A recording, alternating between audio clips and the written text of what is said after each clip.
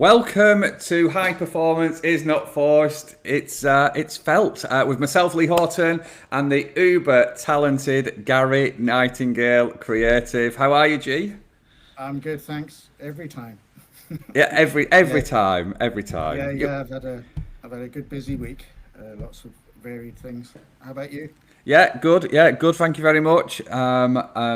Loads of really good conversations, and all around really I guess the topic of today. So high Yeah, performance is not forced; it's felt. We've spoken a number of times live like this, and also in non-recorded yeah, conversations about teams, about leadership, about high performance. So we thought it'd be a good idea to just really kind of bring it all together and just talk about high performance. So, how do you want to kick us off? Um, well, I've thought about this quite a bit since you suggested the topic, and I thought it would be a good starting point would be to actually try and get clear on what high performance actually means. How do we define it? How is it determined? What does it mean to different people? Um, so I thought that would be a good start. Yeah, good. So, in that case, then, do you want to start? What does high Okay. perform? Yeah, what does high performance mean to you?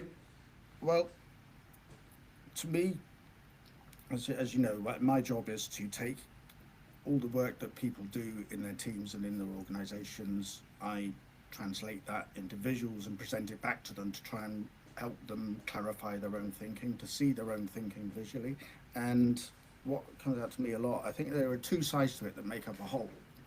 There's high performance for leadership teams, SLTs, and for the workforce, for staff, employees, and obviously the culture of the performance in the leadership team cascades down through the workforce. And from what I see, high performance always means just working well as a team, being aligned, communicating well, sharing knowledge well, being very clear on what a company's goals are as well as personal goals. Personal in a professional context, not Yep. really personal goals like I want a swimming pool or something. Like it's what are my personal values that I'm bringing to work that can align with the company vision. Being really clear about what those things are and having the resources to actually put that into action and make it happen. So to me, that's that's what it means. I mean, and there are obviously financial goals around that, economic goals. There's from back in my old life of flogging business software. It was just like the whole department. It was like everything was under the shadow of the number. Yep. And everything you did, it was like, yes, but what has this got to do with hitting our targets? So that has to be part of it, but there's so much more to it than that. So that's what I've seen that it means to a lot of people. That's how I understand. Yeah. How about No, I you? love that.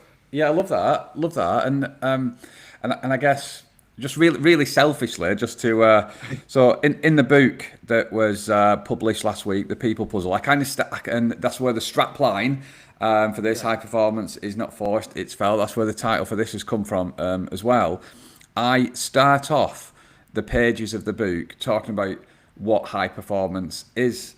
And I talk about facilitating a senior leadership workshop not so long ago, and in that workshop there was two people who didn't necessarily get on well together when working as a team. They got on all right personally, but professionally there was something that created a little bit of conflict or friction between them. And when I start these leadership sessions, I always say, give us a non-work related example of a high performing team. And in fact, actually, when I say the words high performing team, what do you think of in a non-work context? in a non-work context. Yeah, Well, my first thought is sport. yeah, Um, to perfect. me, whether there's a team like in football or whether it's an individual like an athlete who still has a strong team around them. They always say when they win, um, you know, when they win a medal, they're always saying, "I wouldn't be able to do it without the team around me." Yeah, love that, love that. And as sports are often the ones that are referenced. So football teams, rugby teams, Formula One, pit stop crews, and stuff like that. Yeah, Then also who else is referenced? Firefighters, military, and when I did this workshop, all of these things came around, and I think it was actually at this workshop. Was it at this workshop? It might have been. And they've said Johnny Depp's legal team was also a high performing team. If we can remember that far yeah, back, yeah. They and needed. yeah, and then I got to this one person, and they said Manchester City Football Club, and then I got to this other person, and they said their family, and it was these two Yeah, people that weren't getting on. So then my follow up question for that is, what is it that makes them high performing in your eyes? So we got all of the usual answers and stuff, and then I got to the Manchester City fan, and he said the leadership, the trophy cabinet. And that's what he used as his, examples of high performing. And I got to the person who said family, and they said communication, loyalty, and trust. And so, and what this makes me think about is that high performance and high performing teams, as a phrase, everybody understands it, but they understand it through their own eyes, through what they are looking for. And so the reason these two people had a bit of conflict was because the person who said family, they were looking for loyalty, trust, and high levels of communication. And the other person was measuring high performance based upon results, and whether they'd done everything, that it was based on the performance of the output of the team. And so they were yeah, looking for different things, even though the words were the same at the top. And for sure. me, high performance is a very individual thing, and it comes Yeah, down to the feelings that we have, and we all get feelings for different things. And you mentioned some of those feelings earlier on. So if I was to say what high performance is, I would say it's different for different people, but it depends upon how they feel. And on an individual basis, people talk about the state of flow, don't they? So when you're drawing and creating the stuff, you'll have spells and bouts where there's just loads of creativity flowing, and you don't want to be disrupted, and all of that stuff happens. And then there'll be other times where it might be a little bit of a challenge, and they'll be easily distracted, and things like that, not in a state of flow. So I think it's absolutely an individual thing. And the whole thing for teamwork is we need to understand and align what it means for us collectively, but also taking into account that everybody is an individual. There's that phrase, isn't there? There's no I in team. Every single team is made up of I's.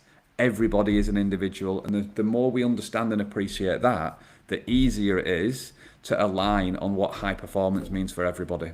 So yeah, and by asking that, you were able to dig under the surface to find out what it actually means to people, because they can be, something that contributes to miscommunication is assumption of knowledge of what things mean.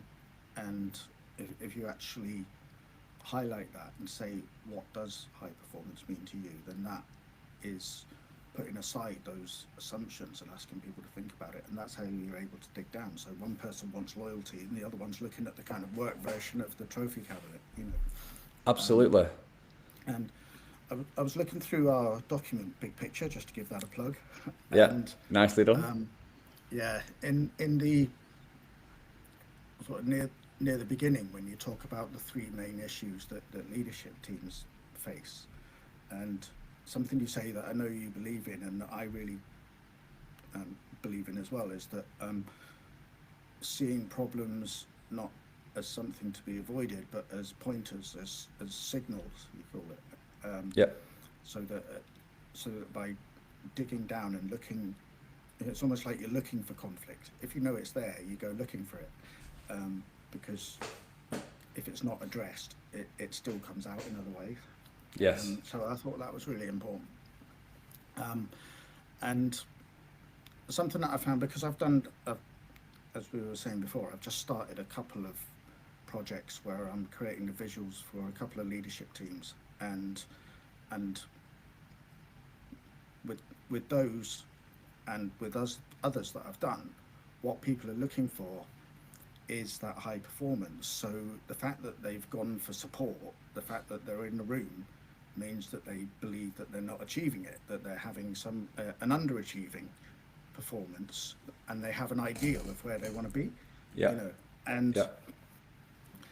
I would say, without exception, what I've seen, the coaches, good coaches that work with teams like that, don't. It's almost like they don't look at the performance. They look at, like, what are the relationships between the people who are responsible for delivering that performance. So it's like you don't address the problem of underachieving performance by directly attacking the underachieving performance. You Yeah. put that to one side and you look at who is responsible for delivering that. And that's where, you know, when you talk about like being in the flow, that's when I'm really in the flow, is when I look at, like, what are all the nuances and complexities of these relationships between these people that I've got to try and reflect back to them. And that's really difficult.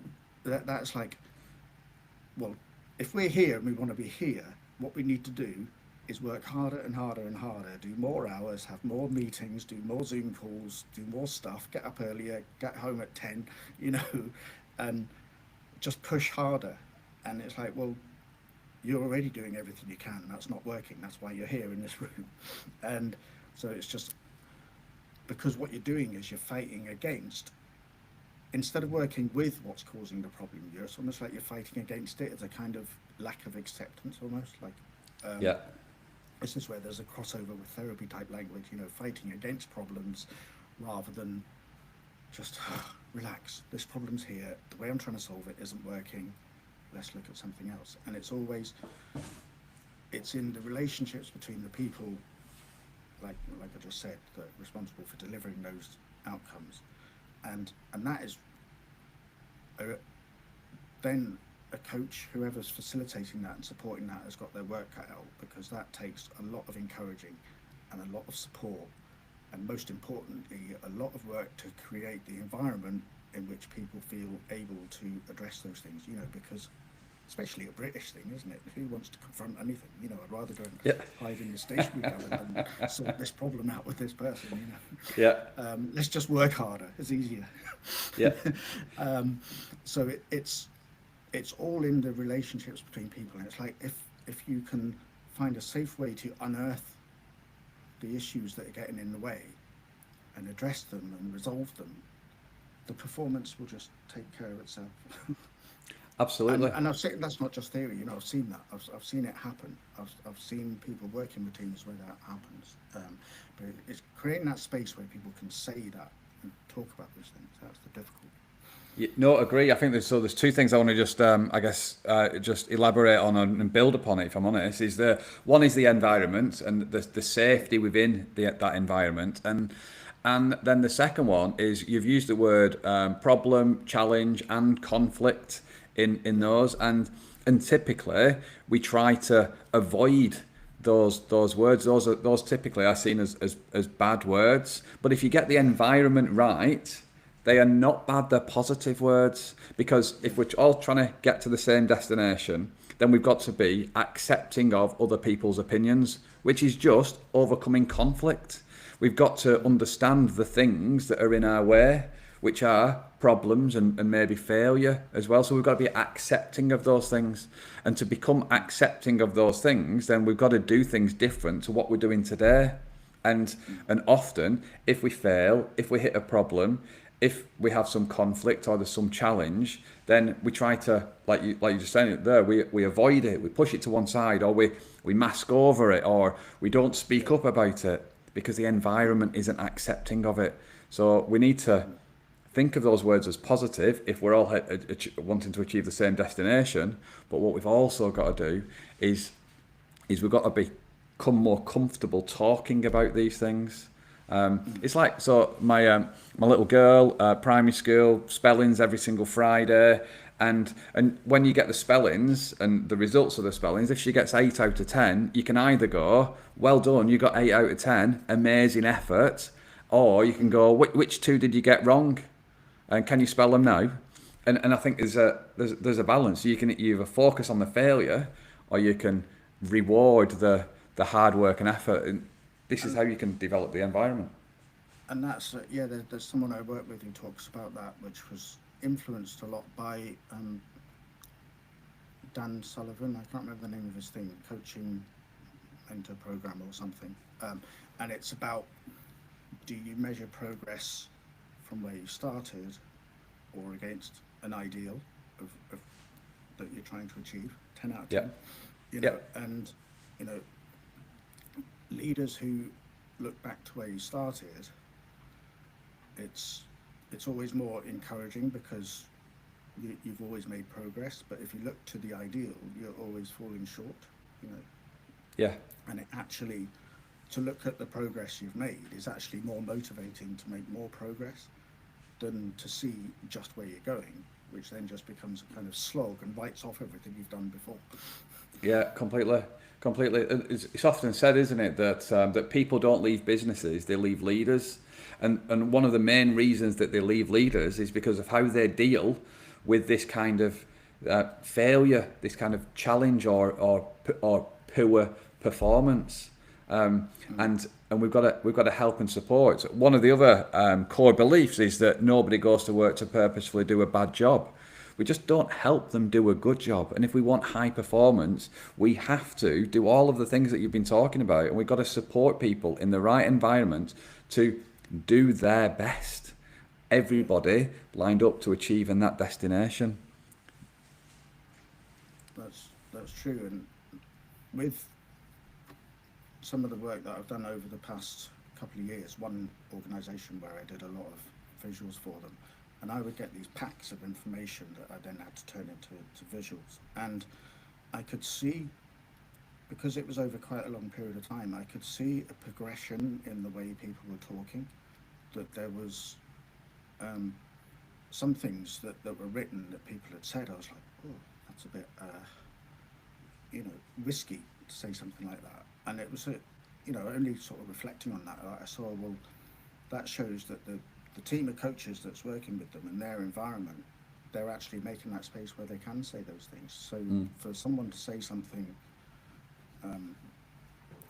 like putting their head above the parapet, to say something about their working environment, to be able to say that, to have it written down and then turned into an image, I could see that as a positive thing, that was about making relationships better. Absolutely. Yeah, absolutely. Yeah. And it's all about this. The better we are as humans with each other, the better we can connect and create this level of performance that's required.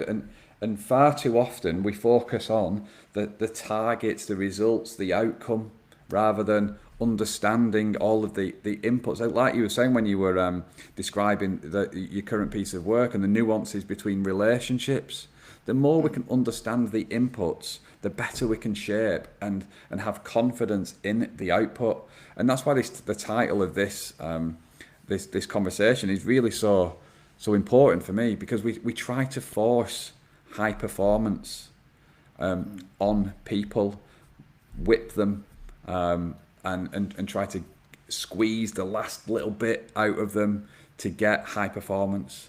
But if we think of it as feelings, then actually it's about the human stuff. And if we make and help people feel the right way, then the tangible outcome will be there.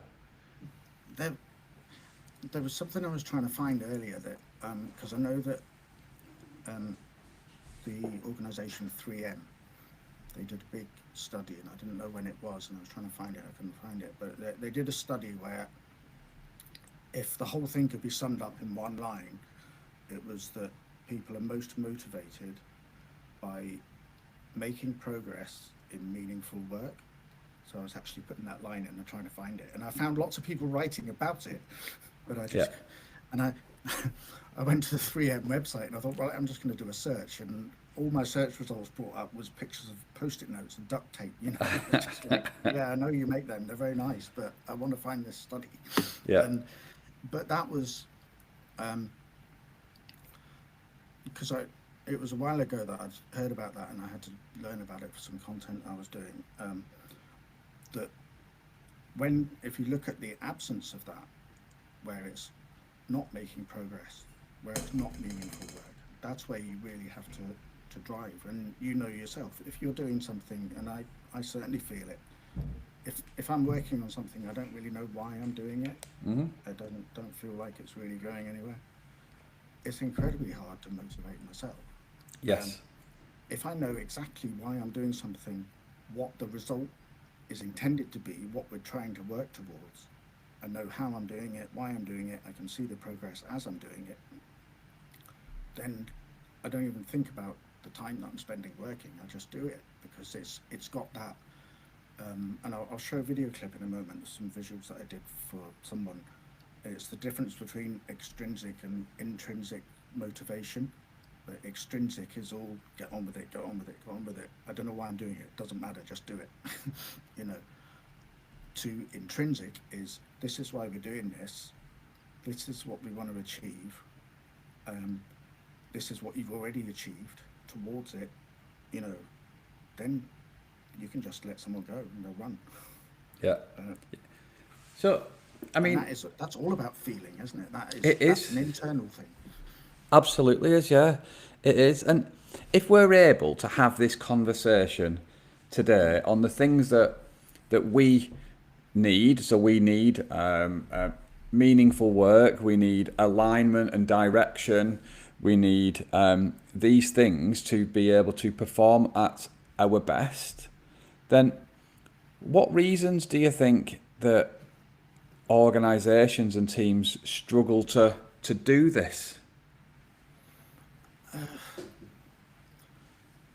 whole load of things that is very complex. I mean, you could draw a kind of systemic map of it and it would just look like a chaos.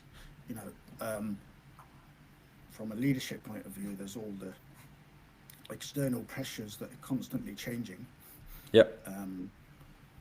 That can be politics, which is as near as I want to get to it today. Yeah. Political influences, stakeholder, shareholder demands, governance changing, just not enough hours in the day, still trying to find time for the family, and so all kinds of complex layered pressures, and there's that, whether you like it or not, there's still that number that's got to be hit. Yeah. Because if it isn't, you're out, which is pretty brutal, but that's how it is, isn't it? And yeah, it can be. So, and I think we've talked as well a lot. When we're talking with employees and staff, there can often be criticism of leadership, that they're not listening, that they're not supportive, that they're distant, and we know that in the vast majority of cases that's not true. That might be a perception, which I suppose ultimately they're responsible for as leaders, the perception of themselves, but it's just looking at the overwhelming pressures that leadership teams are under, and often they'll look for big dramatic solutions when perhaps to avoid the simplicity of sitting in a room and saying, have you got a problem with me, what's the issue here between us, Yeah. Which is, it's a simple thing. It's simple but not easy. Yeah, no, I agree, and like you said, there's a lot of complex things, a lot of things, individual things as well, and leaders, yes, they do get a hard time. A lot of leaders find themselves in a leadership position because they was the best performer at the level below. But Yeah. the things that have got them to be that performer here are probably not the things that they need to be the performer at the level that they find themselves at now. And if they were go on, sorry. No, I was just going to say, I've seen that, I've done a lot of work around the construction industry, it's very common there that someone will be very good technically at what they were doing and they get promoted to a position where they're suddenly responsible for 100 people, but they've had no training or experience on how to lead people, and that's so perhaps compensate then by being too much of that authoritarian just to get Yeah. stuff done. You know, and Yeah. then that becomes a culture. Correct. Yeah, because they'll force their previous performance on others, or they're likely to, because they know that that's what was good, that's what was expected, that's what they could do. So they will force that performance on others rather than understanding how to get the best from everybody. And yeah, I'm generalising here. There's a lot of good leaders and a lot of good people that can get promoted and understand the importance of people. Yeah. But it does just come down to this interconnectedness of human relationships. I remember it was quite a few weeks ago now when you were talking about that organisation that you'd been to visit that was almost like a model for it done right. Yeah, And I've thought about that quite often. I thought it'd be really interesting to see, just for observation, to get that leader, to get their leadership team in a room and just get them talking and just see what is it. You know, it's like asking, what are you doing right? yeah, yeah. Yeah, it is fascinating because they were doing a lot of stuff right, and I mean, and Yeah. the fact that I was there meant that they wanted to do other things better as well, which was Yeah. which was lovely, and I think that the organisation, I think they got to that place because they were solving a different problem. And if I just talk about, I guess the problem that they were trying to solve, so they were not based in a major city. They were based outside of a major city, and so what they had to do was had to create a campus, I call it a work location that was inviting, welcoming, community that people would be happy to commute from where they live outside of the city that had greater opportunities potentially too. So Yeah. they were trying to they built this place to be like a beacon of of well-being because they were competing and trying to overcome like the competition in the cities because they wanted people to feel these things. So they weren't focusing on performance; they were focusing on, I guess, the engagement of the people Yeah. and creating that feeling. And it'd be interesting to look over time and just see their like turnover rates and like succession plans and stuff like that, because these are the issues that come up all the time. You know, that there's not decent succession plans, or people will implement change programs that piss everyone off, and so people leave. They lose all their good people, and it'd be interesting to see how they manage that. Yeah, the majority of people in the workshop and in the training had been there a good number of years, so that would give me, I guess, a feeling that actually they've not got a Yeah. retention problem, possibly or probably down to the work that they'd put in on the location. Yeah. It was good. It was good. So that this feeling thing, and that everybody feels things different.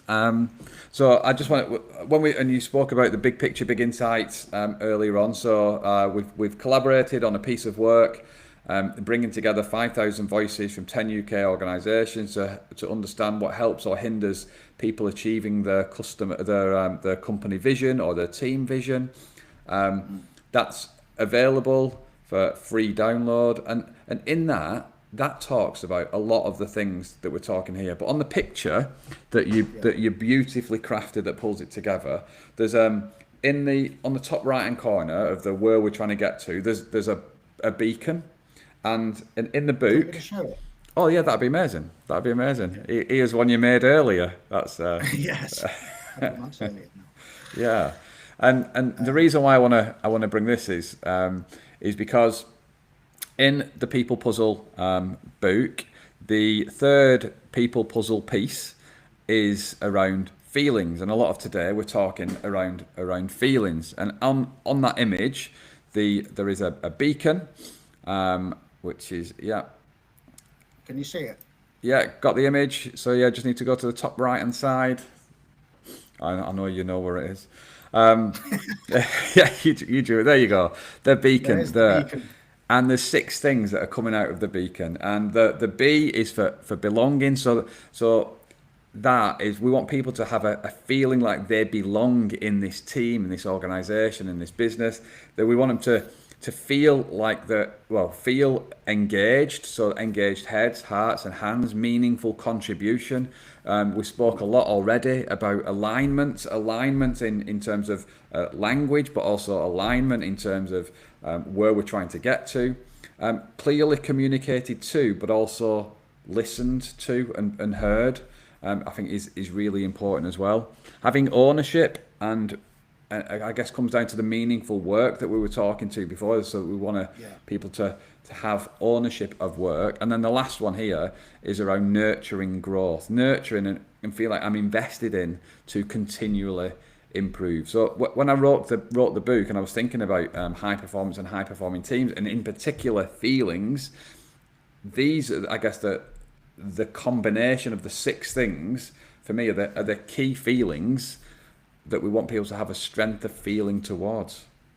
And they often get almost dismissed as soft skills, a lot of these things, as if the hard skills are the ones that you learn how to do something, get paid for it, and make a company money for doing it. But the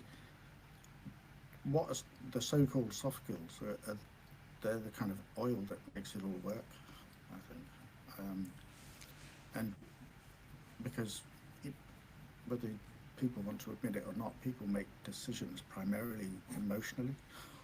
Yes. And then kind of justify it intellectually afterwards. Yeah. I think just on that point there, I think is a really important point. So we spoke about that a team is made up of a collection of eyes, a collection of different individuals. And all of those individuals will feel things at different times and be made to feel things due to different situations, scenarios, and things that are going on both at work and at home.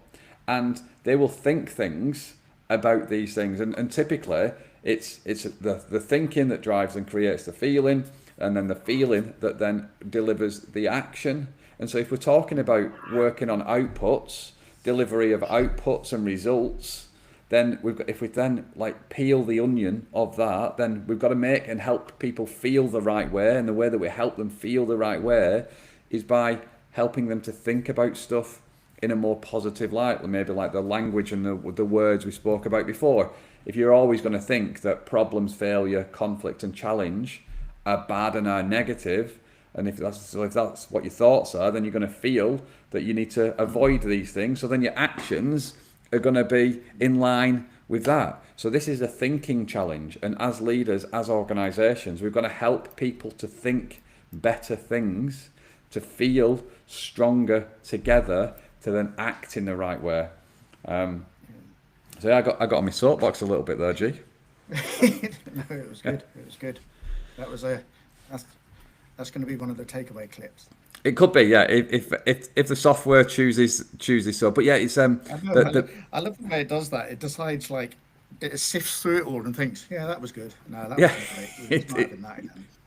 Yeah, it's completely. Yeah, it is absolutely completely random. I've got no idea how it chooses it, but yeah, all good, all good. There was something that I thought of earlier while you were talking that just want an extra point I just wanted to make, that when we did this image, we decided that the side that people, just for anyone who doesn't know, the framework that you follow and that this follows is what people want to lose, what they want to keep, and what they want to have.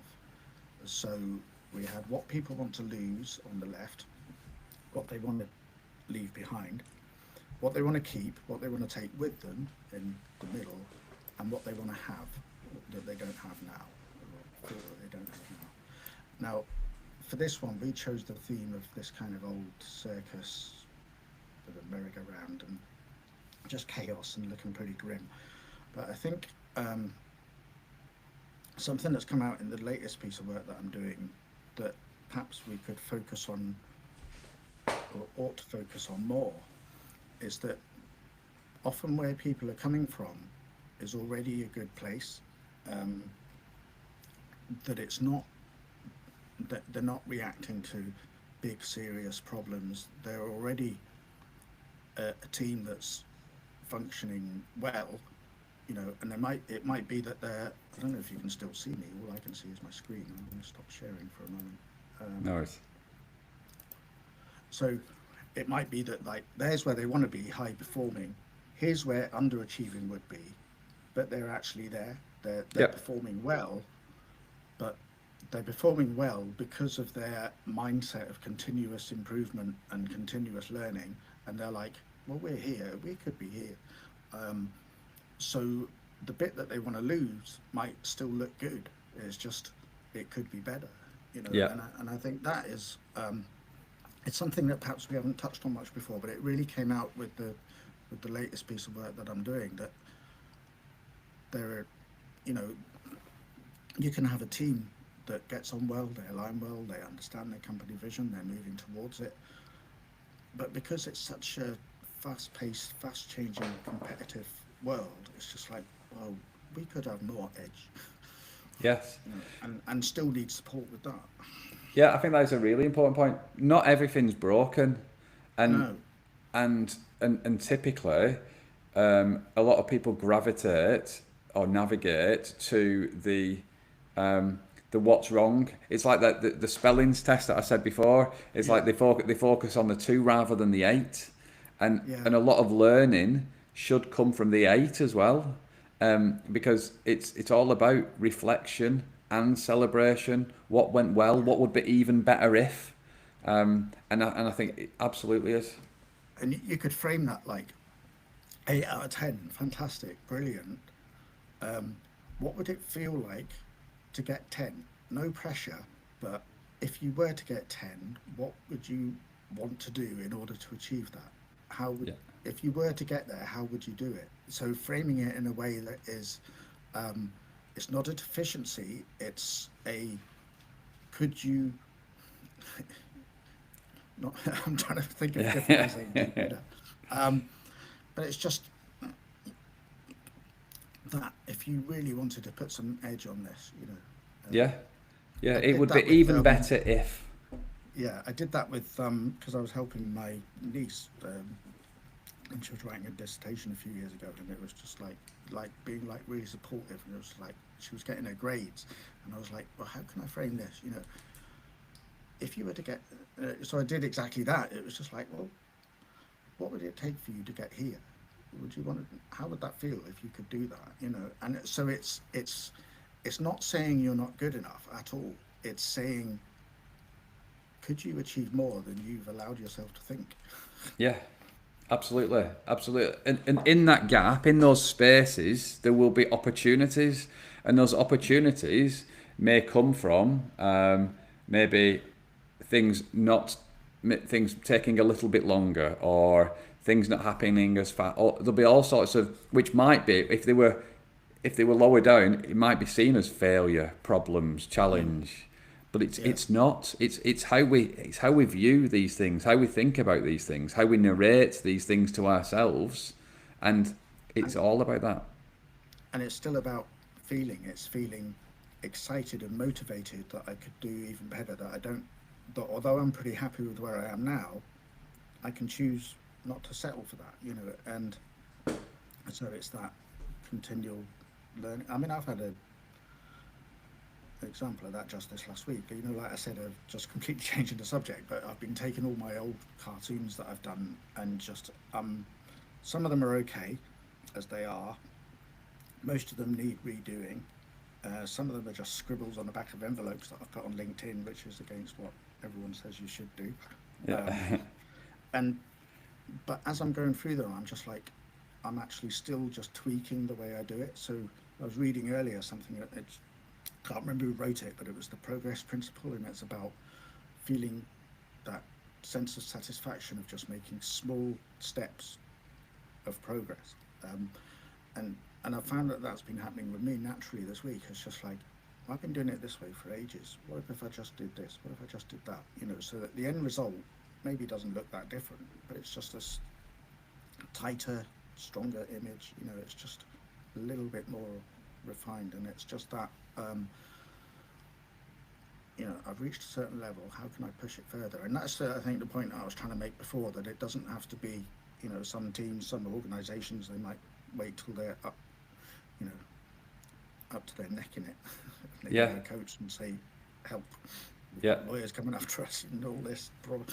Um, Yeah. I but mean, it could be just, you know, we're doing all right, but we've noticed there are a few areas here that could be tidied up. what you make me think of here is, do you know, like in a cartoon, and they've got like a big bomb or a big blast of dynamite, and then they've got like one of those wires that Yeah. they'll light over here. That you'll light it, and then it'll just the flame will be going like this. And this is what's happening in organisations all the time. The flame is just going and just going and going and going, and at different paces, depending upon different things that are happening and stuff like that. And then it'll hit a certain point and it will explode. And typically, people wait till it's exploded or until it's really, really close to exploding before acting. But actually, if you're not continuously improving, then there's an argument to say that you continuously get degrading, and because everything's changing, but yourself. And so with this bomb or this dynamite thing, like, it's all moving, it's all happening. And what you've said as well is about this the small step, taking small steps. So when you were talking about getting better, that often the pain of reaching the end solution feels really, really bad, and it's such a far distance away that actually it makes the current situation not too bad. Like the pain of moving towards is actually feels worse than the pain of just currently in this status quo, in this current situation now, which is why all of this is about feelings. People will feel different things about different situations. And that's where there's again a crossover between kind of coaching and therapeutic type language. You know, whether it's an organisation that's got problems, or whether it's a family that's got problems, or you know, it's all about relationships, and where relationships have gone wrong. There's a balance of what's the commitment and effort and pain it will take to put this right, and where I am now doesn't feel great, but it's still better than that. Yeah, yeah, But the thing with that, whether it's organisations or whatever else it might be, is that where you are now, if you don't do anything about it, that will, like you said, deteriorate, and that balance will then shift to where what you've got to do for that not to be like that is start to look more attractive. Yeah. So that's probably the most common reason why people go, you know, and get that kind of organisational leadership help. And so I just wanted to like throw in before the example of it. It's not always like that. It can be where things are pretty good and we want them to stay that way and get better. Yeah. No, absolutely, absolutely. It is the framing, and what a lot of change people advocate is that you need a burning platform, a compelling reason to change it, to strike fear in people. But for me, that's forcing it, and that's trying to get everybody to think negatively about the current situation. But as you've said and demonstrated, that the current situation might not be too bad, and what you don't want to do, you don't want to force it, but you want to be clear and transparent about the situation. What's important about moving to the new destination and the new world, and how can you make the steps seem manageable so that we can take them together and learn as we go, rather than take a big massive stride, which might seem a bit daunting.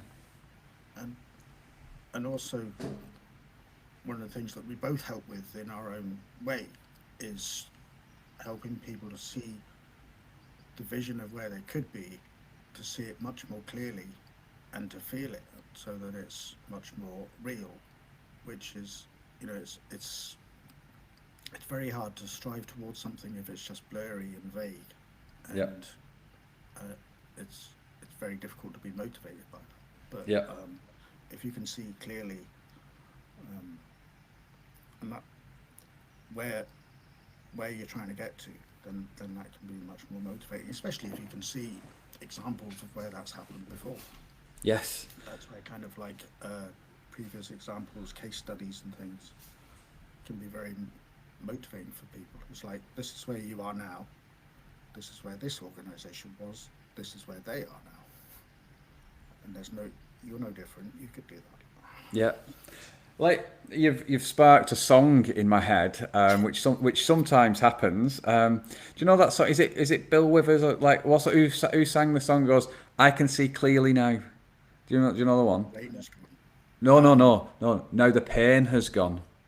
Oh. Right. So, but that song, I can see clearly now, the pain has gone, and what we don't want to do, we don't want to force it, and force pain on people, but we want people to have the clarity, and they want them to see where the destination is, see what the next step is, and we want to reduce the level of pain.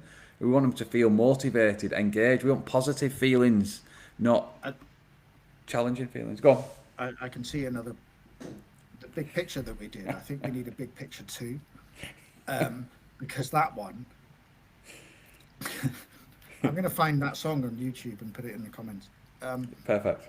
But in the one we did, we made the current state look pretty desperate, and to increase the sense of urgency, we had potholes there, sinkholes that were getting worse, so there was a lot of like fear-driven motivation to change there. So maybe we need another one that is a bit, this is where you are now, it's kind of all right, but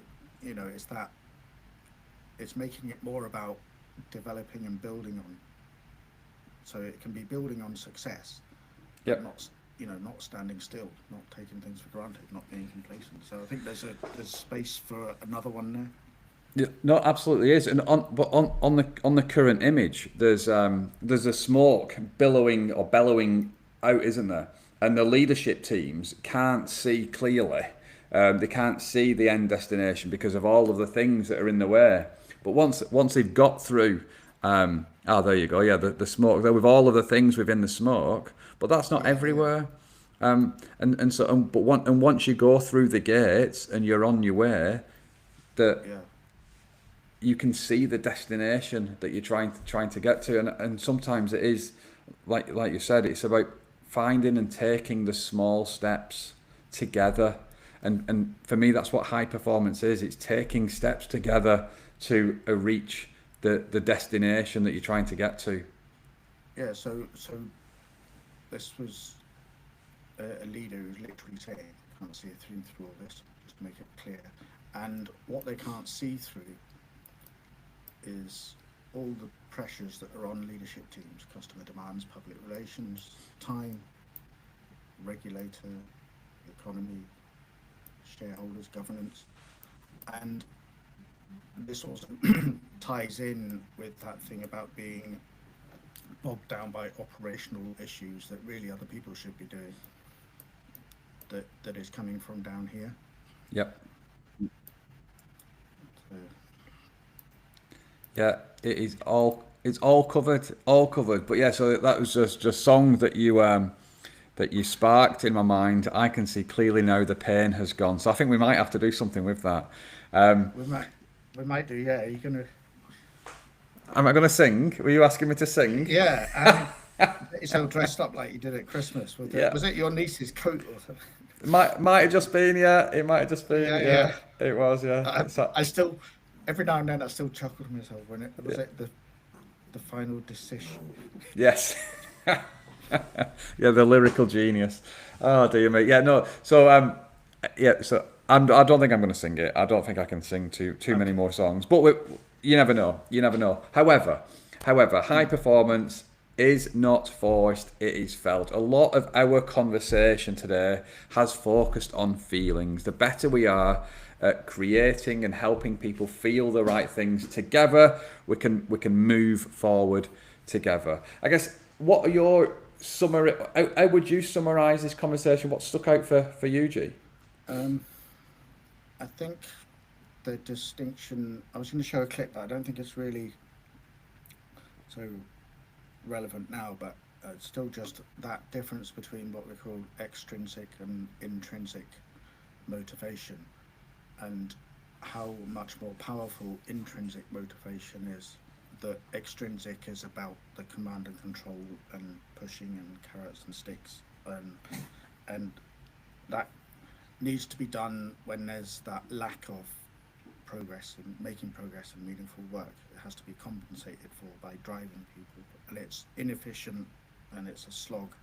But the intrinsic motivation of people knowing that they're making progress in work that has meaning for them, which is a real internal thing. Yeah. You don't have to do the driving; they drive themselves. I mean that fits in with completely fits in with it. You could replace the words high performance and you could put motivation. Motivation is not forced; it's felt. It's the same thing. It's we want people to be motivated, to feel motivated, to take the right steps towards the destination, and that's an internal thing because we cannot force it. We cannot force it. You might get some results by forcing it, but not sustained.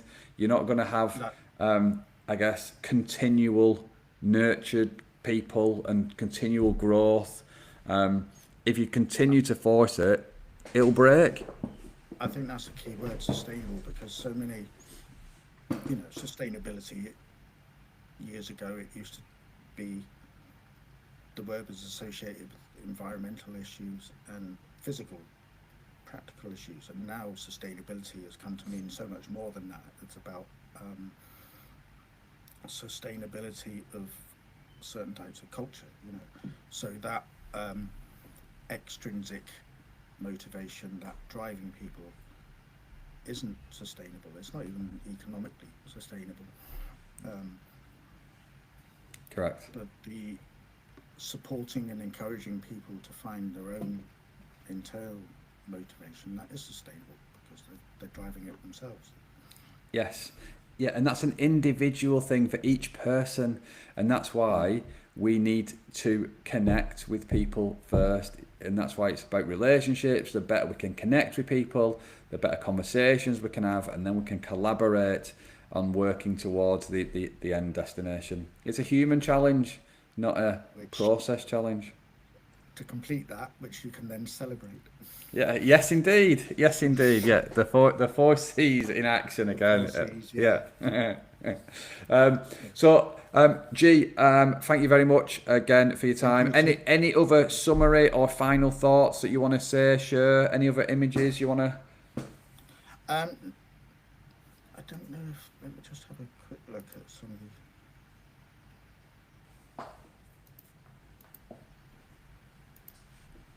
I'm going to share one image very quickly, which is a really old one. Okay. Which is about alignment, actually. So just while you're doing that, one of the things that I like on TikTok is that what TikTok does, it reminds you and gives you an opportunity to post what you posted last year or the year before, and it's it's on this day, so it'll bring all of the things. What I'd be really interested or keen to see is a Gary Nightingale creative on this day. So like last year, was it the same challenges? Was it the same thing? Do you know, we talking the same things? I think there were similar themes a year ago, but not as in depth for me as they are now. And some of the like, I'm going to share an image now, which I just want to show you, which was that's years old, that one, and that was actually taken from a workshop where someone asked people to point in a certain direction, and then they opened their eyes and saw that they were all pointing in different directions. So that was about alignment. Yes, I've seen that work a number of times when we're talking about visions. And things, getting everybody to close their eyes and going, right, okay, everybody point to Blackpool Tower, and then they'll end up pointing in different directions, and just because of the not aligned. So no, good, really good, love it. Any other final thoughts from you, G? No, how about you? No, I think it's the feelings thing. For me is individual, and it's come across again is the better we are at being human, the better we are at getting the results that we're after. And for me, that's what this is all about. I was at a conference earlier this week, and there was a lot of conversations around AI and technology, and I think there was a stat that was there that said 97% of all contact centres have adopted AI in some form. But what we've got to remember is 100% of organisations have got people, and we seem to forget that. And how we make those people is key to achievement of high performance. And I think that actually has just sparked perhaps the final thought from me is that that we were talking earlier about some of the ways to resolve these problems are quite simple to explain, but not easy to do. And they're things that haven't gone anywhere, that are just part of human history, which is basically just two people sitting down talking to each other. And that hasn't gone anywhere, and it's not going to. But perhaps it's becoming harder to see and harder to hold on to. Yes. Yeah. So, I'll keep sticking up for it. Yeah, no, completely. And I mean, we could talk about that a lot because there's so many more distractions in the world, and how intentional are we at creating the right spaces, which comes down to what we said right at the very start. I think you mentioned about the key is about the environments that we're creating. If those environments that we find ourselves in, we're not intentional about them, then we'll not have high performance. We will force it, and we need to be really mindful of and intentional about what it is that we're trying to create and why. So G, it's been an absolute pleasure again, young man. We'll do another one of these again, absolutely, if you fancy. Yeah. I was thinking maybe we could talk about AI. Yeah, that'd be a very short one based on my knowledge of AI. Yeah, so it might just be a 15-minute conversation. But yeah, no, I absolutely can talk about anything, maybe the challenges or anything. But yeah, we'll chat about that offline. But I just want to say thank you very much. Have yourself a lovely weekend, and we'll chat again very soon. Thank you.